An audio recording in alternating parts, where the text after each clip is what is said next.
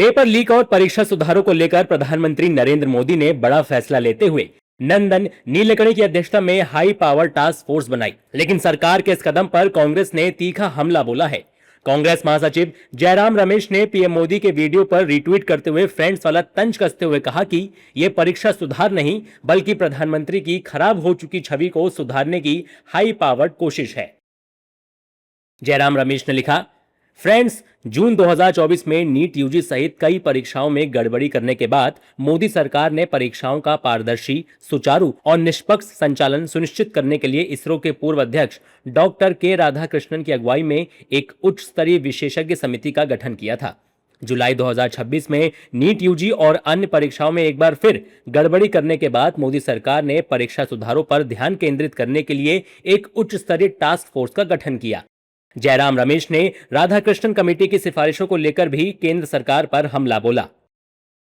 मोदी सरकार अब तक डॉक्टर के राधाकृष्णन समिति की 101 सिफारिशों को पूरी तरह लागू नहीं कर पाई है, बल्कि 2024 से 2026 के बीच लगभग 2 वर्षों तक उसने एनटीए के लिए पूर्णकालिक महानिदेशक तक नियुक्त नहीं किया।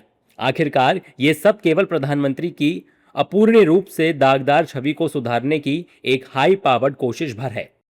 कांग्रेस प्रवक्ता सुरेंद्र राजपूत ने भी टास्क फोर्स के गठन को लेकर सवाल खड़े किए। वो गठन किया जा रहा है, अब नंदन नीलेकणी के शरण में गए हैं प्रधानमंत्री जी। अब बताना पड़ेगा प्रधानमंत्री जी को, उसी नंदन नीलेकणी को दसियों बरस इन लोगों ने गाली दी। जब आधार कार्ड उन्होंने शुरू किया था, कांग्रेस पार्टी ने शुरू किया था, कांग्रेस सरकार ने शुरू किया था, इसी नंदन नीलेकणी के पुतले फूके थे प्रधानमंत्री जी के पार्टी के लोगों ने। प्रधानमंत्री जी ने स्वयं इनका विरोध किया था। अब प्रधानमंत्री जी आखिर शरण में आए ना नंदन नीलेकणी की, जो कांग्रेस के समय से काम कर रहे हैं। वहीं बीजेपी का कहना है कि विपक्ष को सरकार के इस फैसले का स्वागत करना चाहिए, विरोध नहीं। और वो भी ऐसे आदमी की अध्यक्षता में की है जो जिसका बहुत दुनिया में नाम है।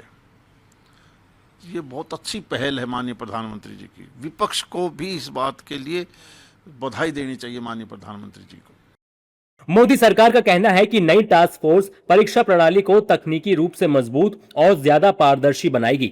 साफ है, पेपर लीक और परीक्षा प्रणाली की पारदर्शिता को लेकर देश भर में सवाल उठ रहे हैं। ऐसे में सरकार नई टास्क फोर्स के जरिए भरोसा बहाल करने की कोशिश कर रही है, लेकिन विपक्ष इसे सुधार नहीं बल्कि राजनीतिक डैमेज कंट्रोल बता रहा है। अब देखना होगा कि नई टास्क फोर्स जमीनी बदलाव ला पाती है या फिर इस मुद्दे पर सियासी बहस और तेज होती है।